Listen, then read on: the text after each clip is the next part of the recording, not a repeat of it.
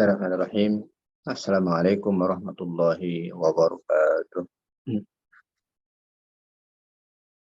Innal hamdalillah nahmaduhu wa nasta'inuhu wa nastaghfiruh wa na'udzu billahi min shururi anfusina wa sayyiati a'malina. May yahdihillahu fala mudilla lahu wa may yudlil fala hadiya lahu. Asyhadu an la ilaha illallah wahdahu la syarika lahu wa asyhadu anna sayyidana wa nabiyyana Muhammadan 'abduhu wa rasuluh la nabiyya ba'da. Amma ba'd. Hadirin hadirat rahimakumullah.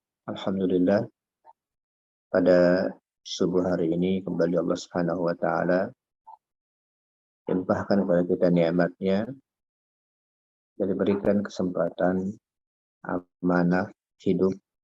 Mudah-mudahan dapat kita manfaatkan, dapat kita kelola sebaik-baiknya buat mendekatkan diri kepada Allah Subhanahu wa taala. Salawat dan salam kita ucapkan kepada baginda Rasulullah sallallahu alaihi wasallam. Hadirin hadirat rahimakumullah, alhamdulillah kita sudah menyelesaikan kajian surah Al-Mujadilah atau Al-Mujadalah pada pertemuan sebelumnya, dan insyaallah kita akan masuk pada kajian surah Al-Hasyr. Kajian surah Al-Hasyr, surah yang ke-59 berdasarkan urutan Al-Quran yang mushaf yang kita yang ada di kita. Dan surah ini diturunkan oleh Allah Subhanahu wa taala setelah surah Al-Bayyinah dan termasuk kelompok surah-surah Madaniyah. Sebagaimana juga surah Al-Mujadilah adalah kelompok surah Madaniyah. Surah Al-Hasyr ini juga salah satu di antara surah Madaniyah, yaitu surah-surah yang diturunkan oleh Allah Subhanahu wa taala setelah Nabi hijrah ke Madinah. Surah ini terdiri dari 24 ayat, ya, jumlah semuanya 24 ayat. Dan nama Al-Hasyr sendiri dijadikan nama surah diambil dari ayat kedua. Ada kata Al-Hasyr di ayat kedua itu. Dan tentunya biasanya nama ini menjadi atau kata yang dijadikan nama surah merupakan kata kunci utama, ya, kata kunci utama kita memahami surah yang kita pelajari ini. Tadi surah ini disebutkan tentang pengusiran salah satu dari suku Yahudi, yaitu Bani Nadir, ya, Bani Nadir yang bertempat tinggal di sekitar Madinah. Sebenarnya secara umum Bani atau orang-orang Yahudi adalah orang-orang yang sudah cukup lama tinggal di Madinah, dan mereka datang, salah satunya di antaranya adalah tujuan untuk mencari dan menunggu kedatangan Nabi terakhir. Karena di dalam kitab suci mereka, salah satu ciri daerah yang akan ditempati oleh Nabi terakhir itu sangat cocok dengan kawasan Madinah. Maka mereka cukup banyak yang menetap di Madinah. Lalu ketika Nabi Shallallahu Alaihi Wasallam dipercayakan dan diamanahkan untuk memimpin Madinah, beliau melihat bahwa Madinah ini adalah multi etnis, multi agama, multi kepercayaan, multi budaya. Oleh karena itu Nabi Shallallahu Alaihi Wasallam di antara pekerjaan awal beliau adalah mengikat masyarakat Madinah dengan berbagai macam suku, agama, dan sebagainya itu dalam satu perjanjian untuk hidup dalam satu negara yang dinamakan dengan negara Madinah.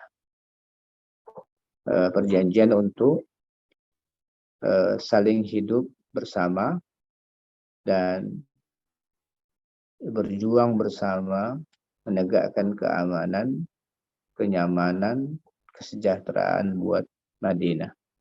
Nah, itu dilakukan oleh Rasulullah Sallallahu Alaihi Wasallam dan semua pihak yang terkait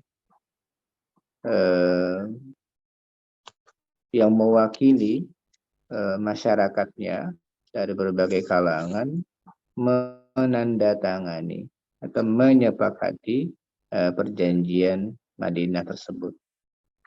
Jadi lalu yang terjadi adalah perjanjian damai yang telah dibuat itu dikhianati oleh sebagian orang Yahudi. Tidak sekedar dikhianati, mereka ingin berbuat lebih daripada itu, yaitu dengan cara mengadakan perjanjian rahasia dengan orang-orang kafir Mekah. Untuk apa? Menghancurkan Islam dan kaum muslimin. Nah, ini makar yang dilakukan oleh mereka, bukan ingin hidup bersama sebagaimana perjanjian, tapi mereka berusaha juga untuk mencari kesempatan menghancurkan menghancurkan entitas negara Madinah yang dipimpin oleh Rasulullah Sallallahu Alaihi Wasallam. Nah, ini yang menjadi latar belakang ya. Kita akan memahami surah Al-Hasyr ini, kita perlu tahu Madinah di kala itu dihuni oleh masyarakat yang sangat beragam dari berbagai macam unsurnya, baik suku, baik etnis maupun agama dan kekayaan di Madinah. Nah, kita perlu tahu sekali, ya sangat perlu tahu apa yang terjadi di dalam sejarah. Dan alhamdulillah sejarah Islam sebagiannya yang sangat-sangat penting untuk kita ketahui oleh Allah Subhanahu wa Ta'ala diabadikan di dalam Al-Quran. Kalau sudah diabadikan dalam Al-Quran, dia paten, ya, dia ajaran yang tak mungkin ada keraguan. Fakta sejarah yang diabadikan oleh Allah Subhanahu wa Ta'ala di dalam Al-Quran, dan itu sudah terbukti ya, 15 abad ini ya, tidak ada satu fakta pun sejarah yang bisa disangkal oleh siapapun juga. Maka oleh karena itu dimasukkannya sejarah Al-Hasyr, pengusiran Yahudi dari Madinah ini merupakan fakta sejarah yang diungkapkan dan diabadikan Allah dalam Al-Quran untuk kita lihat apa hikmahnya dan kita lihat apa penyebab yang menyebabkan mereka akhirnya diusir dari Madinah. Mari kita pelajari ayat demi ayat dari surah Al-Hasyr ini. Allah Subhanahu wa Ta'ala berfirman, A'udzubillahi minasyaitonir rajim. Bismillahirrahmanirrahim. Sabbaha lillahi ma fis samawati wa ma fil ardh wa huwal azizul hakim. Apa yang ada di langit dan apa yang ada di bumi bertasbih kepada Allah. Apa yang ada di langit dan apa yang ada di bumi bertasbih kepada Allah. Nah, perbuatan mereka, makhluk yang ada di langit, makhluk yang ada di bumi, itu senantiasa nggak pernah ketinggalan, ya, sehingga Allah Subhanahu wa Ta'ala menyebutnya dengan kata sabbaha, dengan fi'il madhi, ya, dengan fi'il madhi. Fi'il madhi itu sebenarnya menunjukkan tentang, ya, tentang pekerjaan yang telah dilakukan. Nah, seolah-olah tasbih ini untuk penduduk langit dan bumi adalah pekerjaan yang seolah-olah telah terjadi. Artinya tidak pernah ditinggalkan, seolah-olah sudah pernah, ya, terjadi. Jadi untuk penduduk langit dan bumi, tasbih itu adalah keniscayaan yang tak boleh ditinggalkan. Yang tak boleh ditinggalkan. Telah bertasbih. Ya, tapi sebenarnya bukan telah bertasbih. Seolah-olah telah bertasbih. Artinya semua penduduk langit dan bumi memastikan dirinya bertasbih pada Allah Subhanahu wa Ta'ala, ya.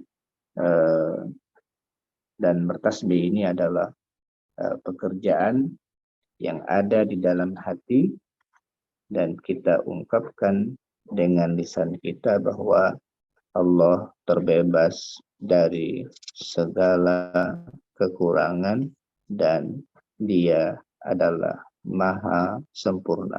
Ya.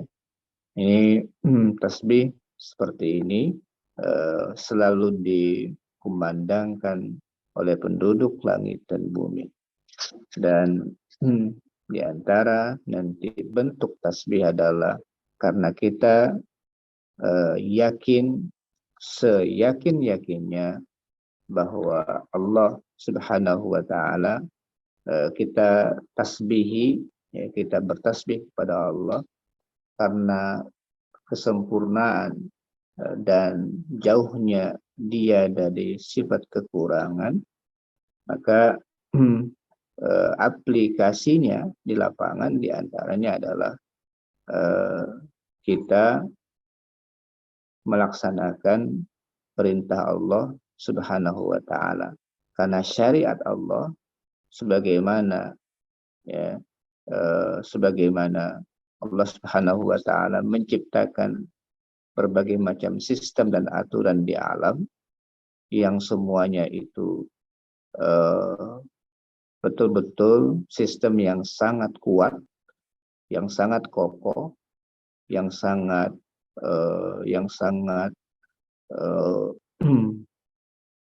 apa namanya, sangat kuat, sangat kokoh, sangat detail dan tidak ada kekurangannya. Sistem yang dibangun oleh Allah Subhanahu wa Ta'ala, aturan yang ada ini di alam, sehingga siapapun yang keluar dari aturan yang ada di alam ini akan binasa. Ya, contoh, Allah ciptakan makhluk tertentu dengan hukum tertentu. Api diciptakan Allah panas. Jangan melawan sunatullah. Berani-berani mencampakkan diri ke dalam api. Karena kita tahu bahwa api itu panas. Jangan nekat untuk melawan sunatullah. Kita akan terbakar. Allah telah menciptakan kita memiliki kebutuhan, yaitu makan dan minum. Kita boleh dan bisa bertahan makan dan minum, tidak makan dan minum dalam sekian jam. atau sekian jam yang ditentukan. Seperti puasa, ada aturannya dan Allah maha tahu bahwa kita mampu untuk melakukannya. Tapi lewat daripada itu, wisal puasa yang disambung antara satu hari lanjut ke hari berikutnya dilarang oleh Allah Subhanahu wa taala. Kenapa? Itu sudah melawan sunnatullah. Sudah melawan sunnatullah. Nah, melawan sunnatullah itu akan berakibat fatal bagi manusia. Nah, di antara bentuk tasbih kita adalah kalau itu aturan untuk seluruh makhluk, ada aturan untuk manusia, yaitu syariat. Yaitu syariat. Aturan yang ditentukan oleh Allah, yaitu syariat. Nah, syariat ini nggak boleh dilawan juga, sebagaimana ya, hukum yang ada di alam itu adalah hukum yang ditentukan oleh Allah untuk seluruh manusia. Syariat juga sebenarnya hukum untuk kemaslahatan manusia. Maka tugas kita adalah melaksanakannya karena kita sudah yakin tidak ada aturan Allah yang tidak sempurna. Semuanya sempurna, kita harus bertasbih kepada Allah, dan bentuk bukti kita bertasbih adalah kita melaksanakan syariatnya. Ya. Dan wahuwal azizul hakim. Wahuwal azizul hakim. Dia maha perkasa, maha bijaksana. Hadirin, hadirahmakumullah. Allah kalau sudah membuat aturan, maka dia tidak akan terkalahkan. Aturan yang dibuat Allah pasti menang. Aturan yang dibuat oleh Allah Subhanahu wa taala pasti menang. Nah, izzah aziz ini ya di sini aziz adalah kekuatan yang nggak mungkin terkalahkan. Wahwal aziz, dia maha perkasa, kekuatan yang tak mungkin dikalahkan. Nah, jadi aturan Allah Subhanahu wa taala jangan dilawan. Sebagaimana sunnatullah yang ada di alam, jangan dilawan. Karena nggak mungkin dikalahkan, kita pasti kalah. Kita pasti kalah. Melawan tadi umpamanya tidak makan sampai seminggu, ya dilarang sama Allah. Makan nggak makan boleh, tapi kayak puasa saja. Kemudian yang lain-lain aturan, jangan dilawan, pasti akan membuat kita binasa. Begitu juga dengan aturan yang lain, syariat-syariat Allah Subhanahu wa taala. Dia aziz, dia maha perkasa, dengan aturan dia buat, ya, jangan dilawan, tapi untuk ditaati. Kenapa? Selain dia aziz, bukan sekedar menggunakan kekuatan ya keperkasaannya Allah, tapi keperkasaan yang selalu dibalut dengan al-hakim, dengan hikmah, dengan kemahabijakan. Jadi aturan Allah itu penuh dengan hikmah. Hakim, karena kenapa? Bersumber dari al-hakim.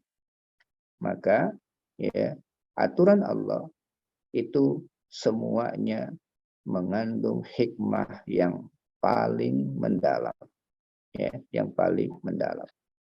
Nah, ini permulaan daripada awal daripada surah Al-Hasyr, menggambarkan bahwa aturan Allah Subhanahu wa taala telah bertasbih. Penduduk yang ada di langit dan bumi, kenapa mereka bertasbih? Karena mereka menyatakan bahwa Allah Subhanahu wa taala jauh dari ketidaksempurnaan dan dia selalu bertindak, berbuat dengan kemahasempurnaannya. Dan dia ketika menurunkan aturan, maka aturannya tidak mungkin terkalahkan karena dia maha perkasa dan aturannya penuh dengan hikmah. Hadirin hadirahmakumullah, selanjutnya Allah berfirman, "Walladzi akhrajal ladzina kafaru min ahlil kitab min diyarihim li awwalil hasyr. Walladzi akhrajal ladzina kafaru min ahlil kitab min diyarihim li awwalil hasyr. Dialah yang mengeluarkan orang-orang kafir di antara ahli kitab dari kampung halamannya pada saat pengusiran yang pertama. Ma wanantum ayyakhruju. Kamu tidak mengira, kamu tidak menyangka bahwa mereka akan keluar. Wa dhannu annahum mani'atuhum husunuhum minallah. Dan mereka mengira,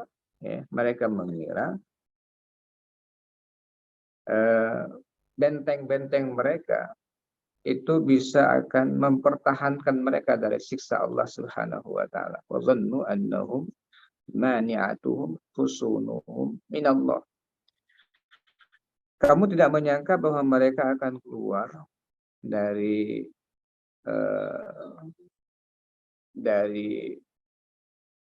negeri, dari Madinah, dan mereka pun yakin benteng-benteng mereka itu mani'atuhum, mampu untuk mempertahankan mereka, mencegah mereka dari siksa Allah Subhanahu wa taala. Atahumullahu min haitsu lam yahtasibu. Maka Allah mendatangkan siksaan kepada mereka dari arah yang tidak mereka sangka-sangka. Wa qadhafa fi qulubihimur ru'b. Dan mereka dan Allah menanamkan rasa takut ke dalam hati mereka. Wa qadhafa fi qulubihimur ru'b yukhribuna buyutahum biaidihim wa aidil mu'minin. Lalu mereka memusnahkan rumah-rumah mereka dengan tangan mereka sendiri dan tangan orang-orang mukmin. Fa'tabiru ya ulil absar. Maka hendaklah kalian mengambil pelajaran, wahai orang-orang yang mempunyai pandangan. Hadirin rahimakumullah. Dalam ayat yang kedua ini Allah Subhanahu wa taala mulai menjelaskan tentang bukti bahwa dia adalah Al-Aziz Al-Hakim. Bahwa Allah adalah Al-Aziz Al-Hakim. Hukumnya di alam ini dan aturan yang diturunkannya itu maha perkasa, maha bijaksana. Nah, siapapun yang akan melawan ini, maka dia akan mendapatkan hukuman dari Allah Subhanahu wa taala sebagaimana orang yang berani melawan panasnya api. Dia akan merasakan panasnya api tersebut. Nah, di antara yang disebutkan di sini, kenapa muqaddimah itu dengan sabbahalillah? Apa hikmahnya? Ya, di antara yang bisa ditangkap oleh kita yang mempelajari tafsir adalah karena akan menjelaskan tentang kondisi orang-orang yang melawan aturan Allah Subhanahu wa taala yang dibawa oleh Rasulnya, yaitu orang-orang yang ada di Madinah yang telah terikat dengan perjanjian yang dibuat oleh mereka. Nah, dalam ayat kedua ini diterangkan bahwa bukti keperkasaan Al-Izzah dan kebijaksanaan Allah Al-Hakim, yang hikmah, adalah menjadikan orang-orang Yahudi terusir dari Madinah. Ya. Atas pertolongan Allah Subhanahu wa taala, kaum muslimin dapat mengusir mereka dari tempat kediaman mereka. Padahal kekuatan yang dimiliki oleh mereka sampai digambarkan oleh Allah di sini, ma dzanantum ayakhruju, kamu nggak nyangka mereka bisa keluar tuh, ma dzanantum ayakhruju, sehingga Allah menyatakan huwallazi akhrajal ladzina kafaru, dia Allah yang mengeluarkan orang-orang yang kafir dari ahlul kitab, dari kampung halaman mereka, ya, dia yaitu Allah. Jadi kamu mengira nggak bisa mereka keluar, ma dzanantum ayakhruju, kamu tak menyangka mereka bisa keluar, dan mereka sendiri nggak menyangka mereka bisa tersentuh oleh kaum muslimin. Wa dhannu annahum mani'atuhum husunuhum minallah. Mereka menyangka benteng-benteng yang mereka buat, Masya Allah, benteng mereka luar biasa kuatnya. Sampai hari ini bukti sejarah itu masih ada. Jadi kalau kita ke Madinah, ke tepian kota Madinah, bukti benteng-benteng mereka itu masih ada di sana. Mereka menyangka benteng-benteng yang mereka buat itu nggak mungkin tersentuh, ya, nggak mungkin mereka bisa diserang oleh siapapun karena kekuatan benteng yang mereka buat. Wa dhannu annahum mani'atuhum husunuhum minallah. Hadirin, hafizakumullah. Jadi memang di Madinah ini ada tiga suku besar dari Yahudi. Ada suku Quraidah, ini Bani Quraidah, ada Bani Nadir, ada Bani Qainuqa namanya. Ya, ada tiga suku besar. Ada Bani Quraidah, ada Bani Qainuqa, ada Bani Nadir. Nah, lalu dalam kehidupan setelah Nabi menjadi pemimpin, Nabi tadi membuat piagam Madinah. Ya, Nabi membuat piagam Madinah. Di antara isi dari piagam Madinah itu adalah kaum muslimin dan orang-orang Yahudi, ya, sama-sama berusaha menciptakan suasana damai di kota Madinah. Masing-masing dari mereka dibebaskan memeluk agama yang mereka yakini. Ini piagam, ya, piagam valid, ya, piagamnya valid tentang bagaimana toleransi beragama yang dihadirkan oleh kaum muslimin lewat Rasulullah SAW dalam piagam Madinah. Karena satu negara hidup dalam satu rumah besar, maka dibuat kesepakatan. Kita jaga sendiri sama-sama nih. Kita berjanji untuk hidup damai, suasana damai di dalam negara kita, jaga suasana, dan untuk agama silahkan bebas memilih agama manapun yang diyakini.